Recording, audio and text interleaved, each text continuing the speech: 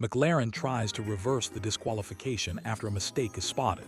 Aston fires their CEO as Newey makes huge shifts, and Verstappen responds to McLaren's disappointment. What if I told you that a single millimeter could completely destroy months of championship dreams? Well, that's exactly what happened to McLaren at the Las Vegas Grand Prix, and the fallout is absolutely devastating. Just when Lando Norris thought he had extended his championship lead with a brilliant second-place finish under the bright lights of Vegas, disaster struck in the most technical way possible. Both he and his teammate Oscar Piastri were stripped of their hard-earned points due to something most fans have never even heard of: excessive plank wear. Now, before you start thinking this sounds boring, let me tell you why this is one of the most controversial and game-changing moments of the entire season. We're talking about championship implications that could reshape the entire title fight with just 2 races left. The drama unfolded after what seemed like a perfect night for McLaren. Norris had crossed the line in second place, putting him in a commanding position in the Drivers' Championship. Piastri had fought his way back from a poor start to claim 4th place. The team was celebrating, the champagne was flowing, and everything looked perfect. But then came the technical inspections. Every Formula One car undergoes rigorous post-race scrutiny, and one of the most critical components they check is something called the skid plank. This might sound like a minor detail, but it's actually fundamental to the sport's regulations. The plank runs along the bottom of the car and must maintain a minimum thickness of 9 millimeters to ensure teams aren't running their cars too low to gain an aerodynamic advantage. When the FIA officials measured both McLaren cars, they discovered a shocking revelation. Norris's plank was between 0.07 and 0.12 millimeters too thin. Piastri's was even worse, measuring between 0.04 and 0.26 millimeters below the legal limit. These might seem like incredibly small margins, but in Formula One, precision is everything. The immediate consequences were brutal. Norris lost his second-place finish and all the points that came with it. Piastri was stripped of his 4th-place result. Just like that, what should have been McLaren's best weekend in months became their worst nightmare. But here's where the story gets really interesting, and why McLaren's explanation is causing such a stir throughout the paddock. Team principal Andrea Stella didn't try to hide from the controversy. Instead, he offered a fascinating technical explanation that reveals just how complex and unpredictable Formula One racing can be. According to Stella, both cars experienced something completely unexpected during the race: severe porpoising that hadn't appeared in any of the practice sessions. For those unfamiliar with porpoising, imagine a car bouncing up and down violently at high speeds. It's not just uncomfortable for the drivers, it's dangerous and can cause excessive wear on the car's components. In this case, that violent bouncing caused the skid planks to scrape against the track surface far more than McLaren had anticipated. But the plot thickens even further. Stella revealed that both cars had sustained accidental damage during the race, which increased the movement of the floor and contributed to the excessive plank wear. This wasn't a case of McLaren deliberately trying to bend the rules. It was a perfect storm of mechanical issues that caught the team completely off guard. The FIA even acknowledged that the breach was unintentional and that there was no deliberate attempt to circumvent the regulations. They noted that mitigating circumstances existed, which is extremely rare in such technical violations. Usually, these infractions are treated as black and white. You either comply or you don't. The emotional impact on the drivers cannot be overstated. Imagine working all weekend, delivering exceptional performances, standing on the podium, celebrating with your team, only to have it all stripped away hours later due to a technical issue completely beyond your control. Norris had been in championship fighting form all weekend. His second-place finish should have given him crucial points in his title battle. Instead, He watched his championship lead remain at just 24 points when it could have been significantly larger. The timing couldn't be worse for McLaren. With only 2 races and 1 sprint session remaining in the season, every single point is precious. The championship fight is incredibly tight, and these lost points could prove decisive when the final calculations are made. What makes this situation even more dramatic is how it affects the overall championship dynamics.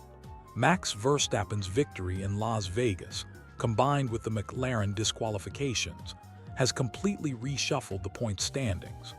The Red Bull driver now finds himself level on points with Piastri, setting up an incredibly tense finale to the season. The broader implications extend beyond just the immediate points loss. This incident raises serious questions about car reliability and preparation. How could McLaren's engineering team, with all their sophisticated simulation and testing equipment, miss something this critical? The answer lies in the unpredictable nature of Formula One racing. No matter how advanced your computer models are, no matter how many hours you spend in the simulator, sometimes the real world throws you a curveball that nobody sees coming. The porpoising that occurred during the race simply hadn't manifested during practice sessions, making it impossible to predict or prepare for. This also highlights the incredible precision required in Formula One engineering. We're talking about tolerances measured in fractions of millimeters. The difference between legal and illegal, between points and disqualification, can be smaller than the thickness of a human hair. The psychological impact on the McLaren team cannot be understated either. This is exactly the kind of setback that can derail a championship campaign. The drivers and mechanics had done everything right from a performance perspective, yet they still face this devastating outcome. However, McLaren's response has been exemplary.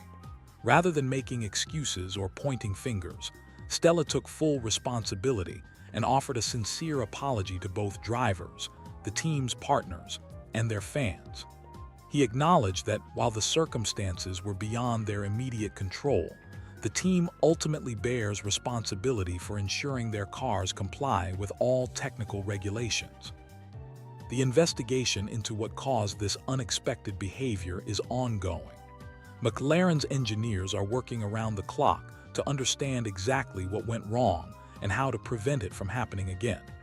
This level of technical analysis is crucial not just for avoiding future penalties, but for understanding how to extract maximum performance from their cars in the remaining races. As we head into the final stages of the championship, this Las Vegas disqualification serves as a stark reminder of how quickly fortunes can change in Formula One. Every session, every lap, every technical inspection could be the moment that decides championships. The drama is far from over. With the championship fight tighter than ever and McLaren now under intense pressure to deliver flawless performances in the remaining races, the stage is set for what could be one of the most thrilling season finales in recent memory. Will McLaren bounce back from this devastating setback, or will the psychological impact prove too much to overcome? Can Norris maintain his championship lead despite losing crucial points? These are the questions that will define the remainder of this incredible season. One thing is certain, in Formula One, it's never over until the checkered flag falls on the final race, and this Las Vegas drama has just made everything infinitely more exciting. When you think about Formula One drama, you usually picture wheel-to-wheel racing or championship battles. But sometimes the biggest fireworks happen off the track, in boardrooms and press conferences. And that's exactly what we witnessed recently when McLaren decided to challenge Red Bull over Max Verstappen's engine change in Brazil, sparking a controversy that has everyone talking. Picture this: you're watching qualifying in Brazil and suddenly Max Verstappen, the reigning world champion, gets knocked out in Q1. For most drivers, that would be a disaster, but Red Bull saw an opportunity. They made a bold strategic decision to completely overhaul Verstappen's car setup and install a fresh Honda engine, forcing him to start from the pit lane. The result? An absolutely stunning drive to the podium that reminded everyone why Verstappen is considered one of the greatest drivers of his generation. But here's where things get spicy. McLaren's team principal Andrea Stella wasn't impressed. He raised what Red Bull's chief engineer Paul Monahan colorfully described as throwing a hand grenade into the situation. Stella questioned whether Red Bull's engine change violated Formula One's strict cost cap regulations. And honestly, it's a fascinating technical and political battle that reveals the incredible complexity of modern Formula One. Let me break down why this matters so much. Formula One has cost cap regulations that limit how much teams can spend during a season. These rules are designed to level the playing field and prevent the richest teams from simply buying their way to victory. But here's the crucial detail. There's a distinction between engine changes made for reliability reasons versus performance reasons. If you change an engine because the old one might break, that doesn't count against your cost cap. If you change it purely for performance, it does count. This creates what the FIA's Nicolas Tombazis admitted is a weakness in the current regulations. Think about it from Red Bull's perspective. They had an engine that Honda advised could potentially do more kilometers if they were absolutely backed into a corner, but it was clearly not in optimal condition. From their viewpoint, this was a reliability-driven decision. From McLaren's perspective, it looked suspiciously like a strategic performance move disguised as a reliability issue. Paul Monahan's response was brilliant in its directness. He essentially said he wasn't surprised that McLaren would roll a hand grenade into the situation, and if the roles were reversed, Red Bull might do the same thing. He emphasized that their decision was defendable and legitimate, pointing out that engine changes have been common throughout this generation of Formula One cars from 2022 until now. The really interesting part is how this exposes the gray areas in Formula One regulations. Monahan admitted it's a gray area, but he's confident that Red Bull justified their decision to themselves and can defend it if questioned. His confidence stems from the belief that they won't face any penalties at the end of the year for this decision. What makes this controversy even more fascinating is the FIA's response. Tombazis essentially threw up his hands and admitted that the governing body doesn't have the expertise to argue with teams or engine manufacturers about whether telemetry data indicates a potential reliability issue or represents a strategic change. This is a pretty remarkable admission from the sport's governing body. The FIA has adopted an approach where they accept these engine changes without getting into detailed discussions about cost cap implications. It's almost like they're saying, we don't want to get into technical arguments with teams who know their engines better than we do. When you're in that crossover area between reliability and strategy, it becomes incredibly difficult to make definitive judgments. But here's the plot twist that makes this whole controversy even more interesting. This weakness in the regulations is about to resolve itself. Starting in 2026, Formula One will introduce engine-specific cost caps for power unit manufacturers.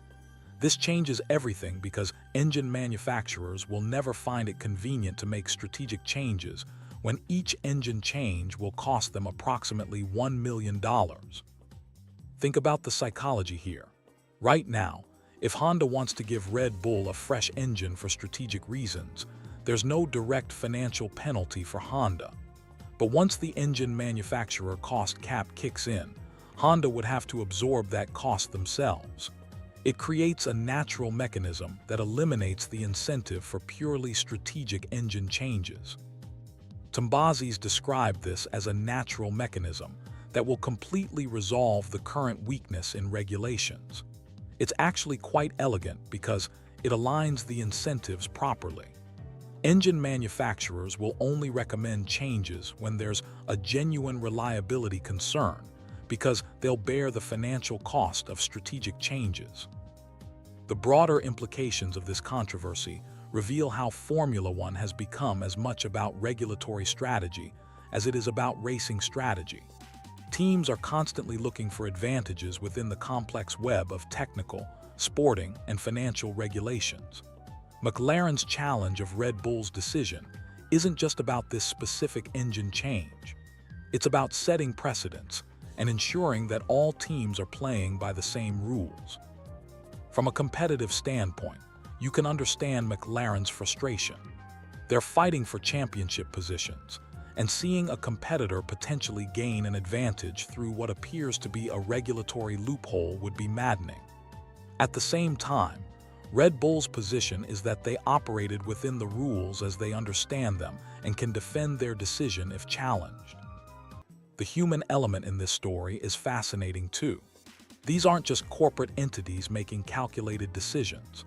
These are passionate engineers, team principals, and strategists who live and breathe Formula One. When Monahan talks about rolling hand grenades into situations, you can hear the competitive fire and slight frustration in his words. When Stella raises concerns about regulatory compliance, he's fighting for his team's interests in a sport where marginal gains can mean the difference between winning and losing. What's particularly interesting is how this controversy highlights the evolution of Formula One. The sport has become incredibly sophisticated in its regulatory framework, trying to balance competition, cost control, safety, and entertainment. But with that sophistication comes complexity, and complexity creates gray areas that teams will inevitably try to exploit. The timing of this controversy is also significant. We're approaching the end of a regulatory era, with major changes coming in 2026. This engine change debate represents one of the last hurrah moments for the current regulatory weaknesses before the new cost cap structure eliminates these ambiguities. Looking forward, the resolution of this regulatory weakness through engine-specific cost caps represents Formula One's ongoing effort to create fairer competition. It's part of a broader trend toward more equitable resource distribution in the sport, following the introduction of team cost caps and other measures designed to prevent wealthy teams from simply outspending their competitors. For fans, this controversy offers a glimpse into the incredible complexity behind what we see on race weekends. While we focus on lap times and overtaking maneuvers, there's an entire parallel competition happening in the regulatory and strategic realm. Teams are constantly pushing boundaries, looking for advantages, and challenging each other's interpretations of the rules. The resolution of this particular controversy, with the FIA essentially backing away and Red Bull maintaining their position, sets an interesting precedent.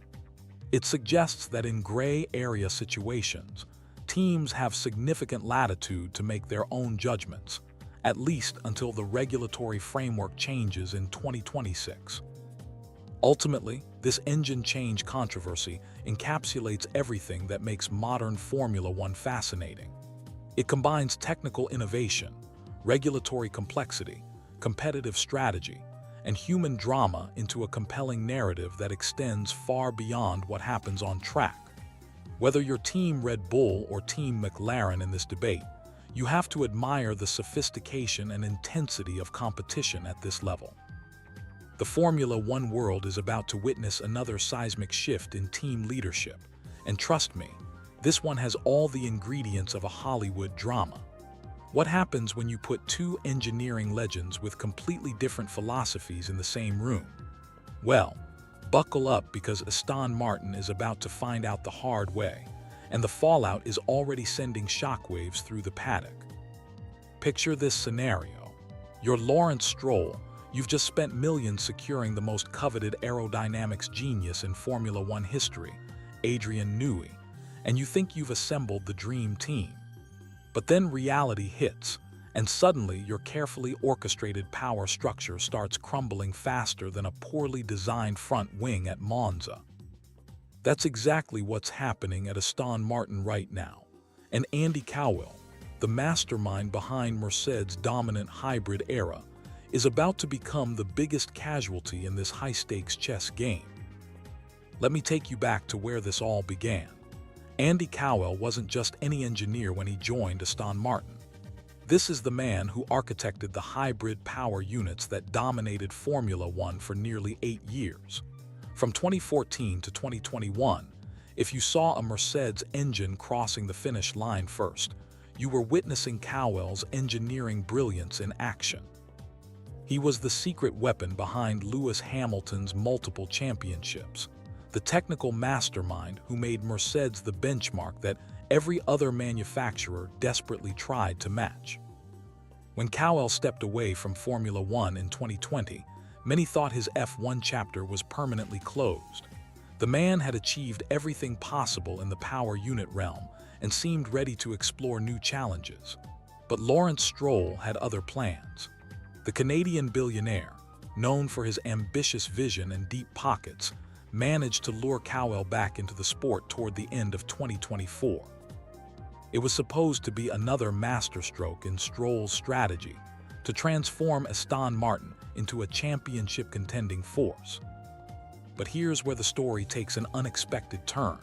Stroll didn't just secure Cowell, he went on a shopping spree that would make any F1 team owner jealous.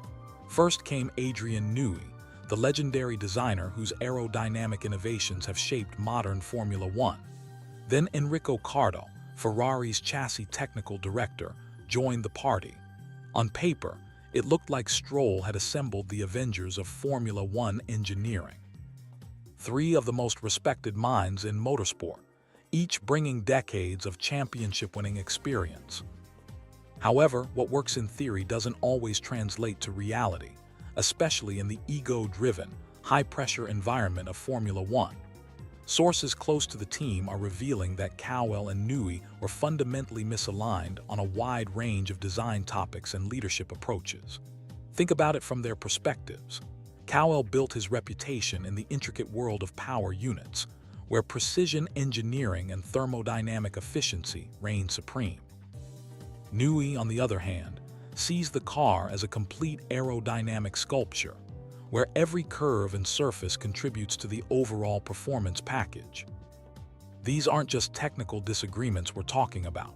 When you have two individuals at the pinnacle of their respective fields, each accustomed to being the ultimate decision-maker, friction becomes inevitable. Add to this the fact that Newey isn't just an employee at Aston Martin, he's also a shareholder, which gives him significant leverage in any internal disputes. Suddenly, the power dynamics become crystal clear. The timing of Cowell's expected departure tells us everything we need to know about the internal politics at play. He's set to vacate his role before the Qatar Grand Prix, which coincidentally aligns with when Newey and Cardo have been finding their feet within the organization. It's becoming apparent that as these new technical leaders establish their influence, the existing power structure is being reshaped to accommodate their vision for the future. What makes this situation even more intriguing is the broader context of Aston Martin's recent changes. The team has been in a constant state of evolution over the past 18 months. Dan Fallows, their former technical lead, has already departed entirely. Eric Blandon, the aerodynamics director, is reportedly among the latest casualties in this organizational refresh. It's like watching a complete reconstruction of the team's DNA in real time. This isn't just about personalities clashing. It's about fundamentally different approaches to Formula One success. Cowell's background in power units represents the Mercedes philosophy that dominated the hybrid era through superior powertrains. Newey's approach focuses on creating the most aerodynamically efficient chassis possible, a philosophy that powered Red Bull's recent championship runs. When these two worldviews collide within the same organization, something has to give. The really fascinating aspect of this story is what it reveals about Lawrence Stroll's management style and long-term vision. Stroll has shown he's willing to make bold moves and significant investments to achieve his championship ambitions. Securing Newey required offering him not just a lucrative contract, but also equity in the team. Now, with Cowell's departure creating a vacuum in the team principal role, Stroll faces another crucial decision that could define Aston Martin's trajectory. The rumor mill is already churning with potential replacements, and the names being mentioned are absolutely fascinating. Andreas Seidl, the former McLaren team boss who successfully guided the walking-based squad back to competitive relevance, is reportedly being considered. Seidl's experience in managing technical transformations and his understanding of modern Formula One operations make him an attractive candidate. But here's where it gets really interesting. Christian Horner's name is also in the mix. The former Red Bull team principal, who masterminded Max Verstappen's championship campaigns, is apparently available and looking for his next challenge. A potential Horner signing would reunite him with both Honda Power and his longtime colleague Adrian Newey. Their relationship, which had some rocky periods during their Red Bull days, has reportedly been fully repaired, with the two families now regularly socializing together. Imagine the narrative potential of a Horner-Newey reunion at Aston Martin. These two individuals were the architects of Red Bull's dominance in the early 2010s and again in the recent championship-winning campaigns. Their combined expertise in team management and technical innovation could be exactly what Aston Martin needs to challenge for championships. However, sources suggest Horner might be prioritizing the establishment of a completely new team, having secured significant financial backing from serious investors. The implications of this leadership shuffle extend far beyond just one team. Formula One is entering a crucial transitional period, with the 2026 regulation changes looming. These new rules will fundamentally alter car design philosophy, power unit specifications, and competitive dynamics. Teams that navigate this transition successfully will have a significant advantage in the new era, while those that stumble could find themselves playing catch-up for years. Newey's involvement in shaping Aston Martin's 2026 project cannot be overstated. This is a designer who has consistently found innovative solutions to regulatory challenges throughout his career. His ability to interpret new rules and translate them into competitive advantages has been demonstrated time and again. With Cowell stepping aside, Newey's influence over the team's technical direction becomes even more pronounced. What we're witnessing at Aston Martin reflects broader trends in modern Formula One team management. The sport has become increasingly complex, requiring diverse expertise across multiple technical domains. Power units, aerodynamics, suspension systems, tire management, and data analytics all require specialized knowledge. Successfully integrating these different areas while maintaining a coherent development philosophy is one of the greatest challenges facing contemporary F1 teams. The human element in all of this cannot be ignored either. Formula One attracts some of the most talented and ambitious individuals in motorsport, people who are accustomed to being at the top of their fields. Managing these personalities, aligning their visions, and creating an environment where collaboration trumps individual ego is an art form that few team leaders have mastered. As we look ahead to the remainder of the 2024 season and beyond, Aston Martin's ability to navigate this transition smoothly will be crucial. The team has invested heavily in infrastructure, talent, and technology, with the goal of becoming championship contenders. However, organizational instability can quickly undermine even the best-laid plans in Formula One's unforgiving environment. The departure of Andy Cowell represents more than just a personnel change. It's a fundamental shift in Aston Martin's identity and approach to Formula One success. Whether this proves to be the final piece in Lawrence Stroll's championship puzzle or another setback in the team's evolution remains to be seen. One thing is certain: the 2026 regulation changes will provide the ultimate test of whether this organizational restructuring was worth the disruption it has caused. The Formula One paddock will be watching closely to see how this story unfolds, because in a sport where marginal gains can mean the difference between victory and defeat, getting the human dynamics right is just as important as perfecting the technical package. What happens when Formula One's brightest young stars get caught in a web of inconsistent penalties that could completely reshape a championship battle? Oscar Piastri, just dropped a bombshell about the FIA that every racing fan needs to hear. The McLaren driver has had enough of what he calls penalty double standards after witnessing yet another controversial decision that left him scratching his head. We're talking about incidents that look identical but get treated completely differently by the stewards, and it's creating chaos in the championship fight. Picture this scenario. You're racing wheel to wheel at 200 miles per hour. Split-second decisions determine your fate, and the referees can't seem to agree on what constitutes fair play from one race to the next. That's exactly the nightmare Piastri is living through right now. In Las Vegas, something happened that perfectly encapsulates everything wrong with current Formula One stewarding. Liam Lawson crashed directly into Piastri's car during the opening lap, a collision that sent both drivers spinning and potentially ruined their entire race weekend. The stewards looked at this incident and declared it a racing incident with no penalty assigned. Now here's where things get absolutely wild. Just one race earlier in Brazil, Piastri found himself in an eerily similar situation.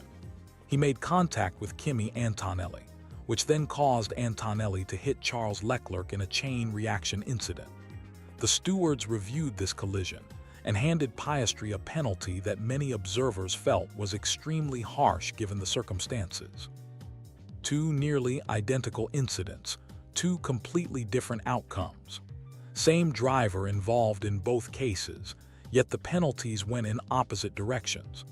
Piastri's frustration is palpable when he says he's not even going to bother trying to understand the logic behind these decisions. The Australian driver revealed something absolutely fascinating that most fans don't know about. There's actually a secret meeting scheduled between drivers and stewards next week where they'll discuss these exact inconsistencies. This isn't just casual conversation over coffee. This is drivers formally providing feedback about how the rulebook is being interpreted and applied. According to Piastri, these guidelines were originally created by the drivers themselves to help standardize penalty decisions across different race weekends and stewarding panels. For the most part, this system has worked reasonably well, bringing more consistency to what was previously a completely unpredictable penalty lottery. But something has gone seriously wrong recently. Piastri believes that some drivers and teams are now gaming these rules, finding loopholes and gray areas that allow them to get away with behavior that should clearly be penalized. He's seeing incidents that go against the spirit of fair racing, even if they technically fall within the letter of the law. The timing of this controversy couldn't be more critical for McLaren's championship aspirations. Both Piastri and his teammate Lando Norris were facing potential disqualifications from the Las Vegas race due to technical violations completely separate from the penalty controversy. This double threat created an incredibly tense situation where McLaren could lose massive points in the Constructors' Championship. Piastri's championship mathematics are fascinating and brutal at the same time. He's in a position where he cannot simply win the title by winning races anymore. The points gap has grown too large, and he's now dependent on his teammate making mistakes or encountering problems. This creates an incredibly awkward dynamic within the McLaren team. Think about the psychological pressure this creates. Piastri wants to win races for his own pride and to maintain his reputation as a top-tier driver. But realistically, his championship hopes now depend on circumstances outside his direct control. He needs Norris to stumble while he himself delivers perfect performances in the remaining races. The disqualification situation added another layer of complexity to this championship battle. Both McLaren drivers were ultimately thrown out of the Las Vegas results due to excessive wear on their floor planks, a technical violation that's extremely rare in modern Formula One.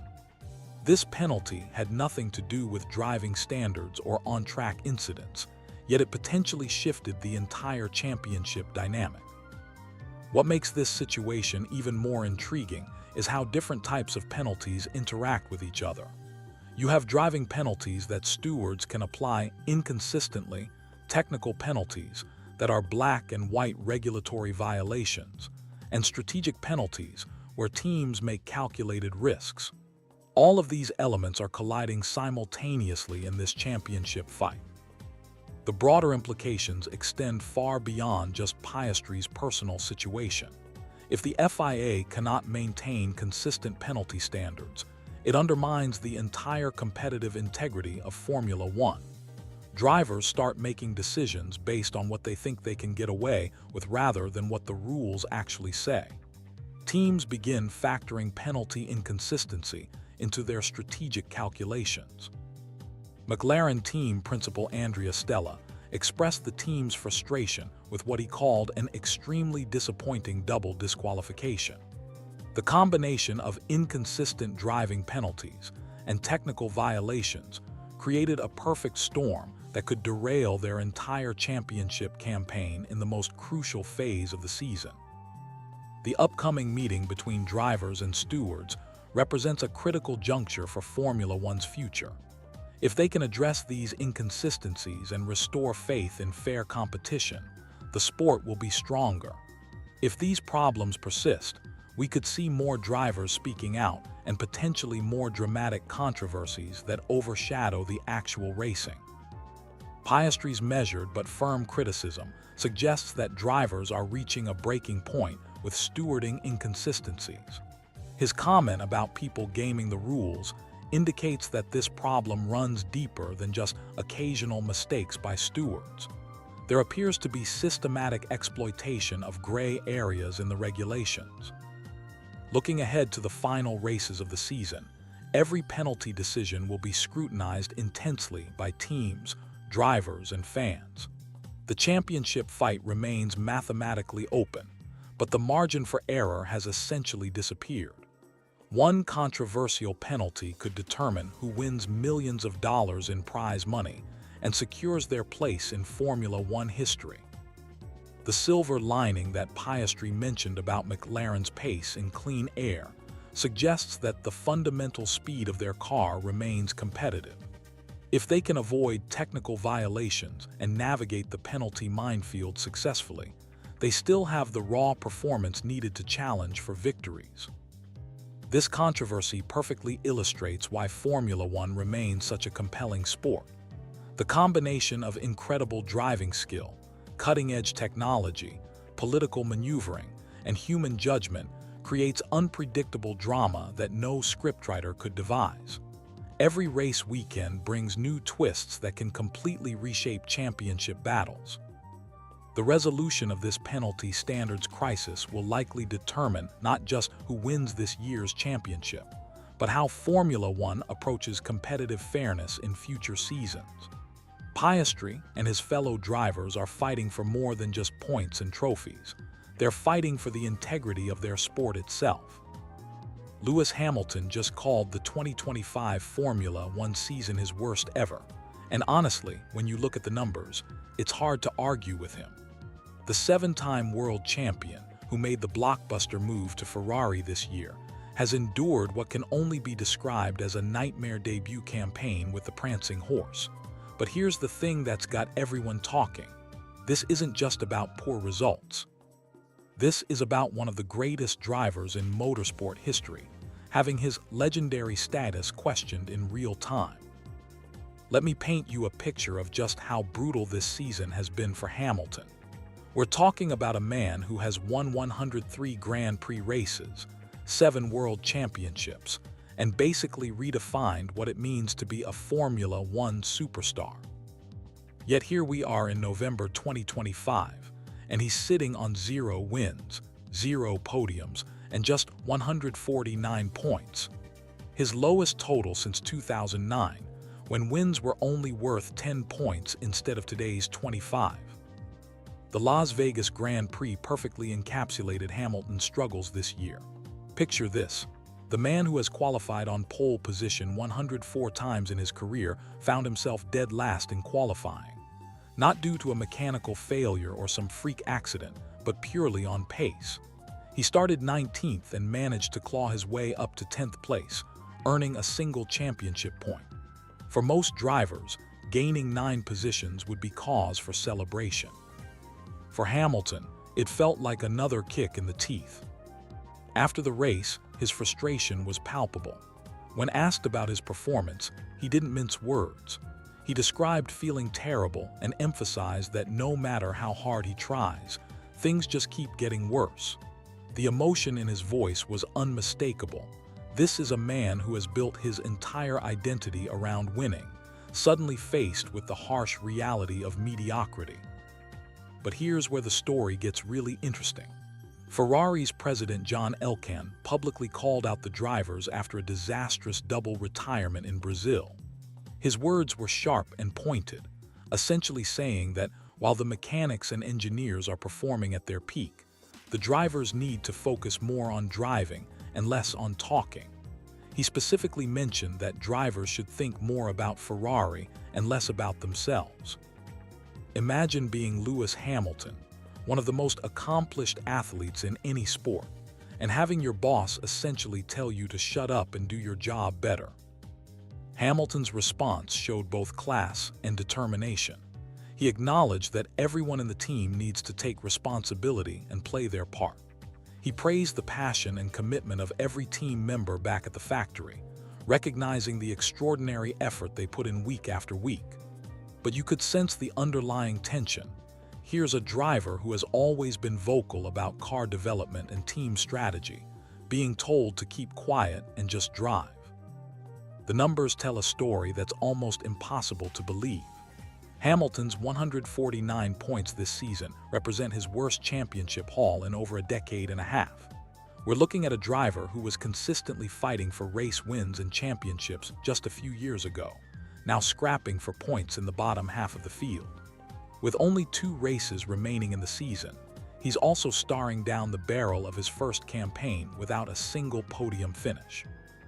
What makes this situation even more remarkable is the context of Hamilton's career trajectory.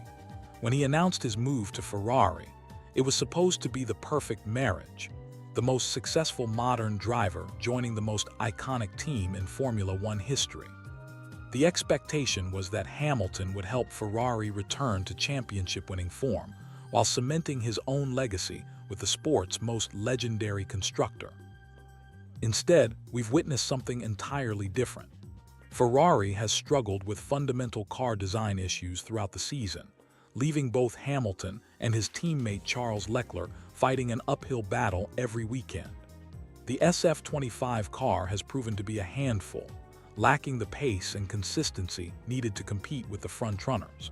It's a stark contrast to the dominant Mercedes machines that Hamilton piloted to 6 of his 7 world championships. The psychological impact of this season on Hamilton cannot be understated.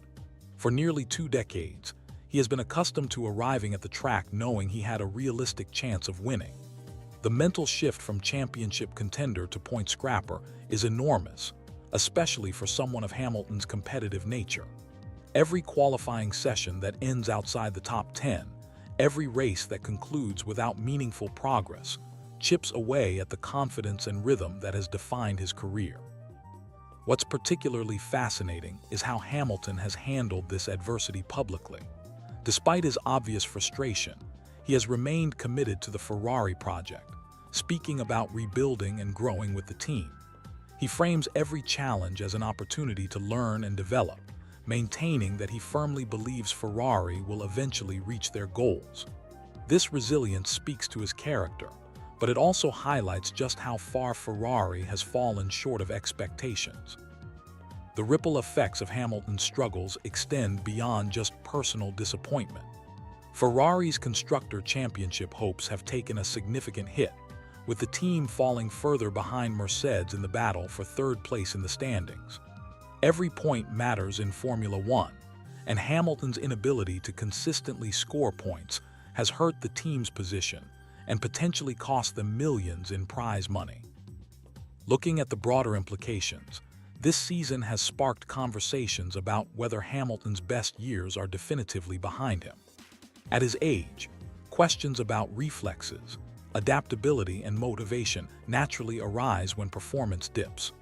Critics point to his struggles adapting to the Ferrari car as evidence that he may no longer possess the raw speed and instinctive feel that once made him nearly unbeatable. However, supporters argue that even the greatest drivers can have off-seasons, especially when dealing with uncompetitive machinery. They point to examples throughout Formula One history where legendary drivers endured difficult periods before bouncing back stronger than ever. The question is whether Hamilton, at this stage of his career, has the time and energy to engineer such a comeback. The technical aspects of Hamilton's struggles also deserve scrutiny. The SF25 has exhibited handling characteristics that seem particularly unsuited to Hamilton's driving style. Where he once thrived on aggressive break-into-corner techniques and finding grip in unexpected places, the current Ferrari requires a more delicate, precise approach that doesn't play to his traditional strengths. As we head into the final 2 races of the season, Hamilton faces a unique challenge.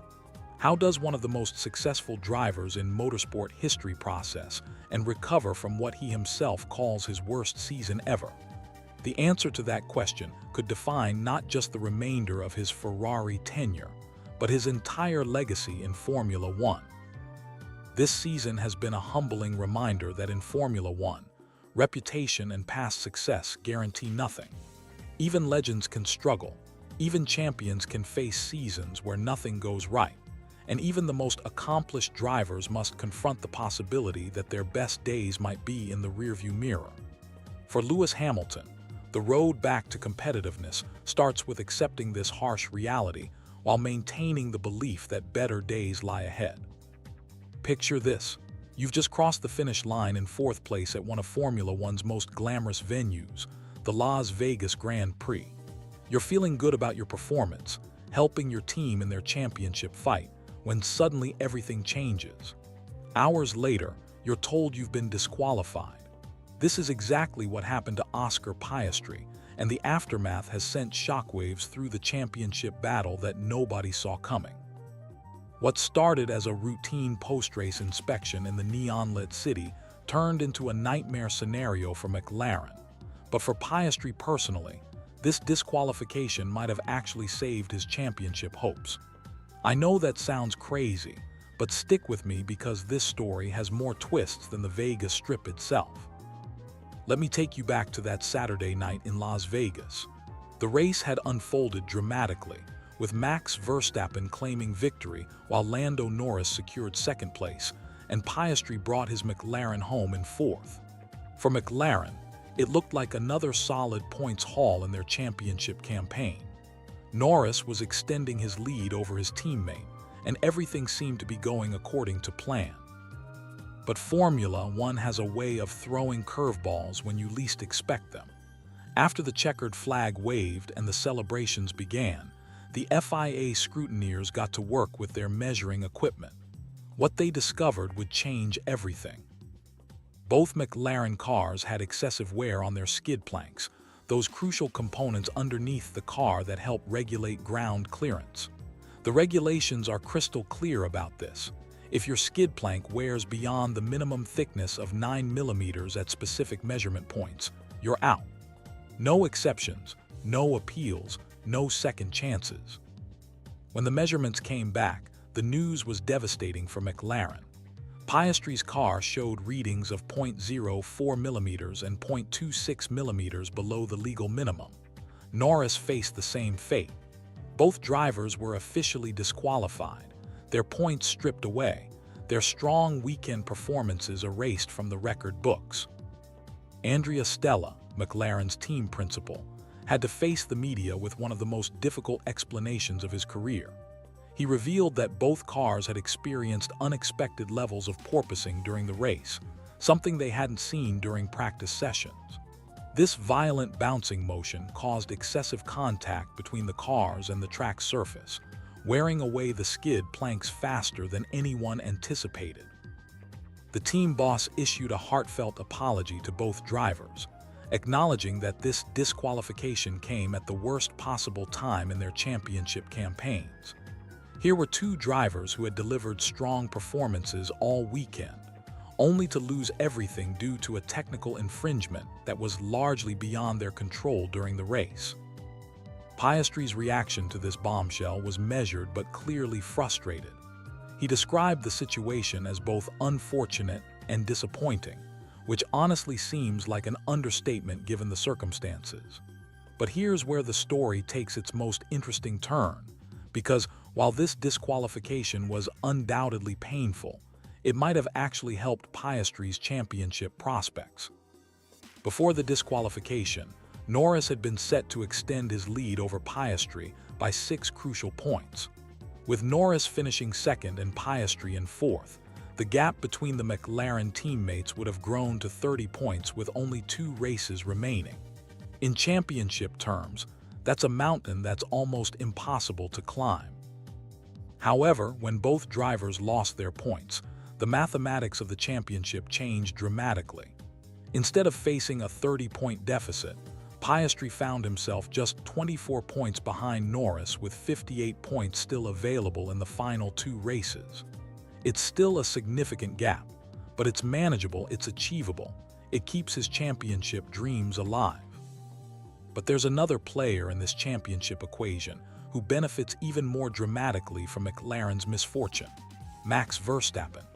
The Red Bull driver's victory in Las Vegas, combined with both McLaren drivers scoring 0 points, completely reshuffled the championship standings. Verstappen now finds himself level on points with Piastri, creating a 3-way title fight that nobody predicted just hours earlier. This development adds an entirely new dimension to the championship battle. What was looking like a McLaren internal battle between Norris and Piastri has suddenly become a 3-horse race with the reigning world champion back in contention. Verstappen's experience in high-pressure championship situations could prove invaluable in this final phase of the season. The technical side of this disqualification reveals just how fine the margins are in modern Formula One. We're talking about measurements in fractions of millimeters determining championship outcomes. The skid plank regulations exist for good reason, helping to control the aerodynamic advantages teams can gain by running their cars closer to the ground.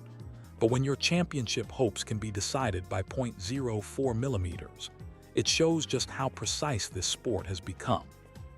What makes this situation particularly frustrating for McLaren is that the excessive wear appears to have been caused by unexpected track conditions rather than deliberate rule bending. The porpoising that both cars experienced wasn't something they'd encountered in practice, making it nearly impossible to predict or prevent during the race itself. Piastri's response to this setback reveals a lot about his character and mindset. Rather than dwelling on the disappointment or pointing fingers, he's chosen to focus on what lies ahead. His comments about needing to reset, refocus, and push for maximum points in the remaining races show the mental strength that's helped him establish himself as one of Formula One's rising stars. The timing of this disqualification couldn't be more dramatic. Las Vegas kicked off the final tripleheader of the season, 3 races in 3 consecutive weekends that will determine this year's champion. With Qatar and Abu Dhabi still to come, every single point will be crucial, and this unexpected reset has made the championship fight more unpredictable than ever. Looking ahead to Qatar, McLaren faces a fascinating strategic dilemma. Do they prioritize Norris as their lead championship contender, or do they allow both drivers to race freely given how close the points gap has become? With Verstappen now level with Piastri, team orders could become a major talking point. The psychological impact of this disqualification could work both ways for Piastri. On one hand, losing points through no fault of his own could be demoralizing. On the other hand, unexpectedly finding himself back in championship contention when it seemed like his chances were slipping away could provide a massive motivation boost. What happens next will depend largely on how McLaren responds to this setback. They've shown impressive speed and consistency throughout the season, and both Qatar and Abu Dhabi are tracks where they've performed strongly in the past. But they'll need to ensure their cars are set up conservatively enough to avoid any repeat of the Las Vegas plank where issues while still maintaining their competitive edge.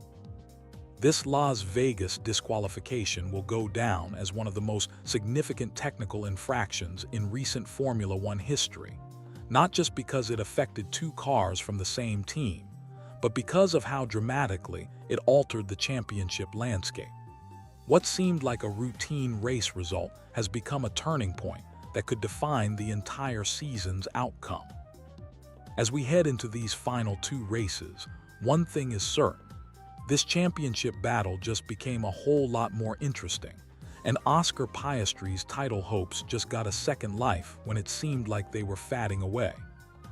The Formula One world just witnessed another major driver shakeup, and this time it involves one of the most promising talents who's been waiting in the wings for years. What happened in Las Vegas this weekend will change the trajectory of multiple careers, and the ripple effects are already being felt across the motorsport landscape.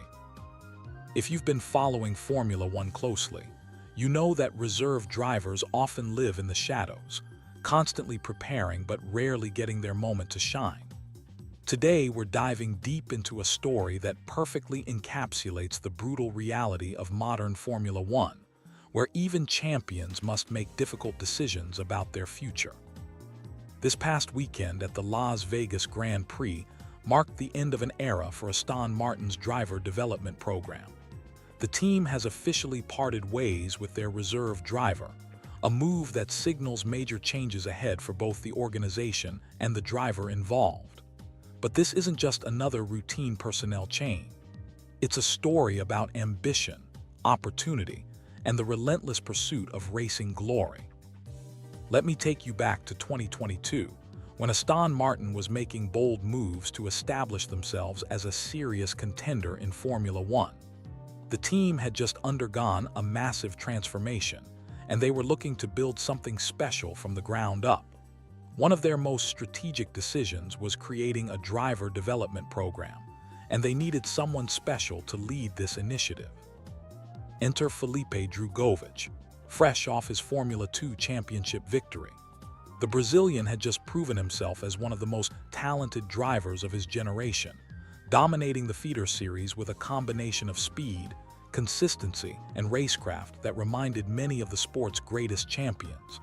When Aston Martin came calling, offering him the opportunity to become the first-ever driver in their development program, it seemed like the perfect match. For 3 years, Drugovich has been the ultimate professional. He's participated in countless free practice sessions, giving the team valuable feedback during those crucial Friday morning runs. He spent countless hours in the simulator, helping develop the car from behind the scenes. He's been present at every test session, ready to jump in at a moment's notice. In many ways, he's been the invisible force helping Aston Martin progress from midfield contenders to genuine point scorers. But here's where the story takes an interesting turn. Despite all his contributions, despite proving himself as one of the most capable reserve drivers on the grid, Drugovich found himself in the same position that haunts many talented drivers in Formula One, waiting for an opportunity that might never come. The harsh reality of modern Formula One is that seats are incredibly limited. With only 20 drivers on the grid at any given time, even supremely talented individuals can find themselves on the outside looking in. For Drugovich, watching races from the sidelines while knowing he had the speed and skill to compete at the highest level must have been incredibly frustrating. This is where the story becomes particularly compelling from a career perspective. Drugovich was faced with a choice that many professional athletes encounter: continue waiting for a chance that might never materialize, or take control of his destiny by pursuing opportunities elsewhere. The decision he made reveals everything about his character and ambition. Rather than remaining comfortable in his reserve role, Drugovich has chosen to return to active competition by joining the Formula E Championship. This isn't just any move. He's signed with Andretti, one of the most respected names in motorsport. Formula E represents the future of racing in many ways, with cutting-edge technology, exciting formats, and growing global popularity. The timing of this announcement, coming right after the Las Vegas Grand Prix, adds another layer of significance. Las Vegas has quickly become one of Formula One's most glamorous events, and for it to serve as Drugojic's farewell weekend with Aston Martin creates a poetic ending to this chapter of his career. Team principal Andy Cowell's reaction to the news provides insight into how highly regarded Drugovich was within the organization, describing him as a really great asset and expressing genuine enthusiasm for his new opportunity shows the level of respect he earned during his time with the team. This wasn't a case of a driver being pushed out. It was a mutual recognition that he deserved the chance to race again. The way Aston Martin handled his departure also speaks volumes about the culture they've built. Rather than treating this as a simple business transaction, they organized a proper farewell, complete with photos and heartfelt messages. This kind of gesture matters in a sport where relationships often extend far beyond individual contracts. From Aston Martin's perspective, they're in the fortunate position of having both Lance Stroll and Fernando Alonso locked in for the upcoming season.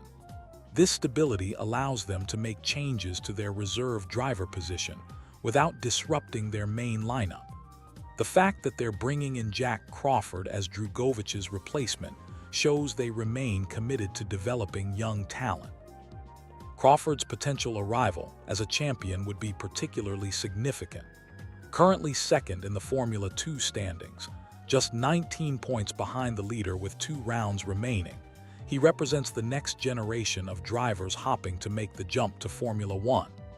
His inclusion in the Aston Martin family would continue the team's tradition of nurturing promising talent.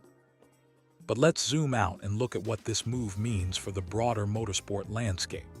Drugovich's decision to join Formula E highlights the growing appeal of electric racing as a legitimate career path for top-tier drivers. No longer seen as a secondary option, Formula E has evolved into a championship that attracts genuine talent and offers real career opportunities. The Andretti connection adds another interesting dimension to this story. The Andretti name carries enormous weight in motorsport, with a legacy spanning multiple generations and various racing disciplines. For Drugovich to join forces with this organization suggests he's not just looking for any racing opportunity. He's positioning himself with a team that has the resources and ambition to compete at the highest level. This move also reflects the changing nature of modern racing careers. Gone are the days when drivers would stick with a single discipline or team for their entire careers. Today's drivers are more willing to explore different opportunities, whether that's moving between series or taking calculated risks to advance their careers. For young drivers watching this story unfold, there are important lessons to be learned. Drugovich's journey demonstrates that sometimes the most courageous decision is to step away from security and comfort in pursuit of new challenges. His 3 years with Aston Martin weren't wasted. They provided valuable experience, connections, and credibility that will serve him well in his new role. The timing of this announcement, coming at the end of the Formula 1 season, also creates interesting speculation about what other changes might be coming. Driver's silly season might be mostly settled for the upcoming year, but movements like this often signal broader shifts in the paddock. As we look ahead to the new Formula E season and Drugovich's return to active competition, there's genuine excitement about what he might achieve. His talent has never been in question. It was simply a matter of finding the right opportunity to showcase it. With Andretti, he'll have that chance once again. This story ultimately represents hope for every driver who's ever found themselves waiting for their moment. Sometimes that moment comes in unexpected ways, and sometimes it requires the courage to create your own opportunities. Drugovich's decision to leave the comfort of his Aston Martin role for the uncertainty of a new challenge embodies the spirit that drives the greatest competitors in any sport. The Las Vegas Grand Prix will be remembered for many things, but for Felipe Drugovich, it will always mark the beginning of his next great adventure.